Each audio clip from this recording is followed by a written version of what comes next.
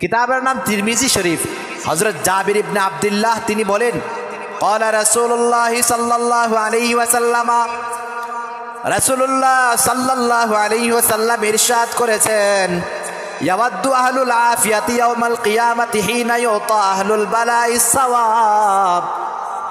কিয়ামতের ময়দানে আল্লাহ তাআলা ঘোষণা দিবেন, দুনিয়ার মধ্যে মাথা ব্যথার রোগে যারা ছিল এক পাশে আসো, কাদের কাদের কোমরে ব্যথা আরেক পাশে আসো, কাদের কাদের কাদের পেটে ব্যথা তোমরা পেটে ব্যথায় যারা আক্রান্ত ছিলা তোমরা আসো, জ্বরে আক্রান্ত যারা ছিলা তোমরাও আসো, ক্যান্সার রোগে আক্রান্ত যারা ছিলা তোমরাও আসো। অর্থাৎ আল্লাহ তাআলা দুনিয়ার রোগী বান্দা বান্দীদেরকে ডাকবেন। কিয়ামতের ময়দানে সব রোগী বান্দা বান্দীরা আল্লাহর সামনে দাঁড়ায়া যাবে। নবী আলাইহিস সালাতু ওয়াস সালাম বলেন, এবার এক একটা রোগী বান্দা বান্দিকে আল্লাহ তাআলা এই পরিমাণ সওয়াব দিতে থাকবেন, সওয়াব দিতে থাকবেন। দুনিয়ার মধ্যে আপনার আমার মতো যারা সুস্থ আছে তারা আফসোস করে করে বলবে, লাউ আন্না জুলুদাহুম কানাত কুরিদাত ফিদ দুনিয়া বিল মাকারিদ। আফসোস করে করে বলবে, হায় রে, দুনিয়ার হায়াতের জিন্দেগিতে আমরা যদি সুস্থ না থাকতাম, বরং আমরা যদি এমন কঠিন রোগে আক্রান্ত হইতাম, ডাক্তার দৈনিক আমাদের চামড়াগুলি কেটে কেটে ফেলে দেয়, এমন কঠিন রোগে আক্রান্ত যদি হইতাম, তারপরেও তো আজকে আমরা তাদের মতো দন্য হয়ে যাইতাম। তার মানে রোগীদের আখিরাতে আপনার আমার মতো সমমর্যাদা না তাদের বেশি? এই পরিমাণ সওয়াব তারা পাবে।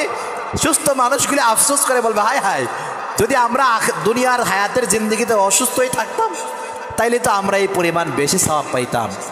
শুধু তাই না, বলবে দৈনিক যদি আমাদের এই চামড়া গোশতকে ডাক্তাররা কেচি দিয়ে কাটতো, এমন কঠিন রোগেও যদি আক্রান্ত হয়ে যাইতাম, 50 বছরও যদি অসুস্থ থাকতাম, তারপরেও অনেক ভালো ছিল।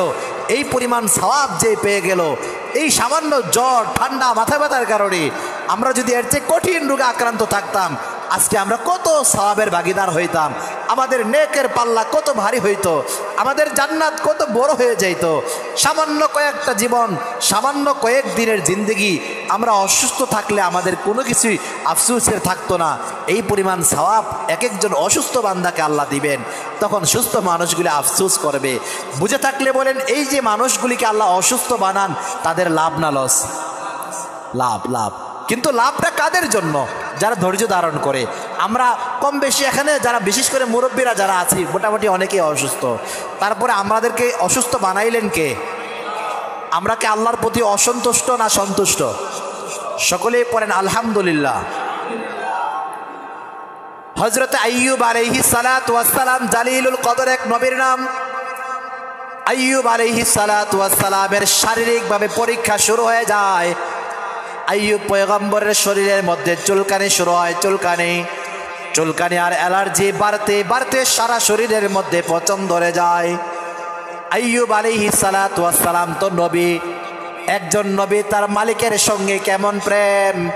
আইয়ুব পয়গম্বর বলে, আল্লাহ, আপনি মোহাব্বত করে আমি আইয়ুবকে অসুস্থ বানাইলেন।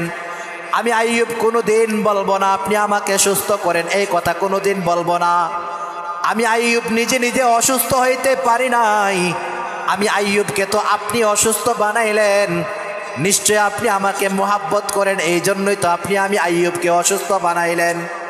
পয়গম্বর আইয়ুব আলাইহিস সালাতু ওয়াস সালাম সুস্থতার জন্য দোয়া করে না। সারা শরীরের মধ্যে পোকা জমে যায়, এমন কঠিন অসুস্থতা আমাদের সমাজের কেউ হয় নাই। আইয়ুব আলাইহিস সালাতু ওয়াস সালামের সারা শরীরের মধ্যে পোকা ধরে যায়। পোকারা আইয়ুব পয়গম্বরের দেহ মোবারক থেকে গোশত খায়, খাবার খায়। এক পর্যায়ে আইয়ুব আলাইহিস সালাতু ওয়াস সালামের চেহারার মধ্যেও, বরকতি চেহারার মধ্যেও পোকা ধরে যায়। চোখের মধ্যে পোকা, নাকের ভিতর পোকা, কানের ভিতর পোকা, সারা অঙ্গ প্রত্যঙ্গের মধ্যে পোকা। আইয়ুব পয়গম্বর বলে, আল্লাহ, আমি কিন্তু আপনার প্রতি খুশি, আপনি আমাকে অসুস্থ বানাইলেন, আপনি আমাকে অসুস্থতার পরীক্ষার সম্মুখীন করলেন, আমি কোনো দিন বলবো না আপনি আমাকে সুস্থ করেন। এবার আল্লাহ তাআলা এই কথাটা শোনার পরে এমন অবস্থায় পয়গম্বর যখন রবকে বলে, আল্লাহ, আপনি তো আমাকে ভালোবাসেন, কোনো সন্দেহ নাই, আপনি আমাকে ভালোবাসেন, তাতে কোনো সন্দেহ নাই, আপনি ভালোবাসেন বলেই তো আমি অসুস্থ। বলেন আল্লাহু আকবার। আল্লাহ তাআলা খুশি হয়ে যান। আল্লাহ বলেন, আয় পোকামাকড় আরো বেশি করে কামড়া। আইয়ুব নাকি খুশি, খুশি আমার বান্দা নাকি খুশি, আরো বেশি করে কামড়াও। এবার সব পোকামাকড় আইয়ুব পয়গম্বরকে কামড়ায়। আইয়ুব আলাইহিস সালাতু ওয়াস সালাম শুয়ে আছেন, শত শত হাজার হাজার পোকা আইয়ুব পয়গম্বরের দেহ থেকে গোশত খায়। একজন নবীকে আল্লাহ এত কঠিন পরীক্ষার সম্মুখীন করলেন। আইয়ুব পয়গম্বর বলে, আলহামদুলিল্লাহ আল্লাহ, আমি কিন্তু একটু অসন্তুষ্ট না, আপনার প্রতি খুশি। এবার আইয়ুব পয়গম্বরের জিহ্বার মধ্যে যখন পোকামাকড় ধরতে যায়, আল্লাহ ডাক দেয়া বলে, না না ওরে পোকামাকড়ের দল, আমি আল্লাহ তোদেরকে আমার আইয়ুবের দেহ থেকে গোশত খাওয়ার অনুমতি দিলাম। তাই বলে তোরা আমার আইয়ুবের জবানের মধ্যে আক্রমণ করতে পারবে না, কারণ আমার আইয়ুব সারা দেহের মধ্যে যখন পচন ধরেছে, আইয়ুব এখন চলতে পারে না, আইয়ুব এখন উঠতে পারে না, কিন্তু আমার আইয়ুব তার জবানটা সুস্থ থাকার কারণে তার জবান দিয়ে আমি রবকে ডাকে আল্লাহ আল্লাহ আল্লাহ আল্লাহ আল্লাহ আল্লাহ। আল্লাহ বলেন, না না না, আমার আইয়ুবের জবানের মধ্যে আক্রমণ করবা না, সাবধান করে দিলাম, কারণ আমার আইয়ুব তার রবকে ভুলে নাই। এই জবান দিয়ে সে আলহামদুলিল্লাহ পড়ে, এই জবান দিয়ে আমি আল্লাহর সঙ্গে সে কথা বলি, এই জবান দিয়ে সে আমাকে ডাকতেছে, আমাকে ভুলে নাই। সুতরাং সাবধান করে দিলাম, আমার আইয়ুবের জিহ্বার মধ্যে তোরা আক্রমণ করবি না। কিন্তু আইয়ুব পয়গম্বর অসুস্থ অসুস্থ অসুস্থ। কোনো কোনো বর্ণনায় আছে 23 বছর। আমি কতদিন অসুস্থ ছিলাম, 2 দিন জ্বর উঠলে মাথা গরম হয়ে যায়, ওষুধ খাচ্ছি কিছু হয়ে যাচ্ছে না, দোয়াও করতেছি কিছু হয় না, একদম অধৈর্য হয়ে যায়। আইয়ুব পয়গম্বর 23 বছর অসুস্থ। কেমন অসুস্থতা, পোকা ধরে গেছে, এমন রোগী আমরা দেখি নাই। এবার আইয়ুব পয়গম্বর যখন দেখলেন সারা শরীরের মধ্যে পোকা কামড়ায়, আইয়ুব পয়গম্বরের দেহটা দুর্বল হয়ে গেছে। আইয়ুব আলাইহিস সালাতু ওয়াস সালাম এবার জবানটা নাড়াইতে কষ্ট হয়। আইয়ুব পয়গম্বর টেনশনের মধ্যে পড়ে গেলেন, হায়রে আমার আল্লাহ যদি বলে, আইয়ুব তোমাকে আমি পরীক্ষার সম্মুখীন করলাম, তুমি এক পর্যায়ে তুমি আর সহ্য করতে পারছিলা না, তুমি তখন আমি আল্লাহর কাছে কেন সাহায্য চাইলা না? আল্লাহ যদি আমাকে কঠিন পরীক্ষা করেন, আল্লাহ যদি বলেন আমি না সবাইকে সাহায্য করতে সক্ষম, তুমি আমার কাছে কেন সাহায্য প্রার্থনা করলা না? এই জন্য আইয়ুব চিন্তা করলেন আজকে আল্লাহর কাছে একটা দোয়া করা দরকার। কিন্তু দোয়াটা সুস্থতার জন্য আইয়ুব করে না, সে তার মালিককে এত ভালোবাসে। আইয়ুব পয়গম্বর বলেন, আল্লাহ রব্বি আন্নি মাসানিয়াদ দুররু ওয়া আনতা আরহামুর রাহিমিন, বলে আল্লাহ আমি আইয়ুব তো অসুস্থ, অসুস্থতা আমি আইয়ুবকে গ্রাস করে রাখছি। আল্লাহ আপনি তো আরহামুর রাহিমিন, আপনি তো অত্যন্ত দয়ালু খোদা। এই কথা বলে না আল্লাহ আপনি আমাকে সুস্থ করেন, এটা বলে না। আল্লাহ আমি আইয়ুব অসুস্থ, আপনি তো মেহেরবান। কি প্রেম! আল্লাহ আপনি তো বড় দয়ালু খোদা, আপনি তো দয়ালু, আপনি তো চাইলে দয়া করতে পারেন, আমি আমাকে সুস্থ করেন এটা বলবো না, আপনি তো মেহেরবান।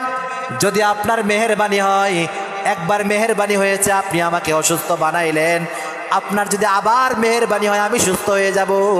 একটু আগে বললাম আল্লাহ অসুস্থ বানান মোহাব্বত করে, আল্লাহ সুস্থ রাখেন মোহাব্বত করে। আইয়ুব বুঝাইতে চান আল্লাহ আপনি মোহাব্বত করে আমাকে অসুস্থ বানাইলেন, আবার আপনি দয়া করলে আমি সুস্থ হইতে পারি, তবে আমি কিন্তু আপনার কাছে সুস্থতার দরখাস্ত করি না, আপনি যেভাবে রাখেন সেভাবে আমি রাজি। বলেন সুবহানাল্লাহ। আল্লাহর কাছে এত খুশি হয়েছে, আল্লাহ এত খুশি। আল্লাহ বলেন পাগল কয় কি, এখনো কয় না এত অসুস্থ বানাইলাম, জিহ্বাও দুর্বল হয়ে গেছে, এখনো কয় না যে আল্লাহ আমাকে সুস্থ করেন, বলে না। কি পরিমাণ ধৈর্য! আল্লাহ বলেন কিয়ামত পর্যন্ত আমার বান্দাদের জন্য আইয়ুবের এই পরীক্ষাটা সবক হিসাবে দিয়া দিলাম আমি আল্লাহ। জিবরাইল আমিনের মাধ্যমে আইয়ুব পয়গম্বর আমার সাথে অসুস্থ অবস্থায় কি প্রেমের আলাপ করেছিল সেই কথাটা আমি কোরআনের অংশ বানাইয়া সবচেয়ে দামি কিতাবের মধ্যে বর্ণনা করে দিলাম।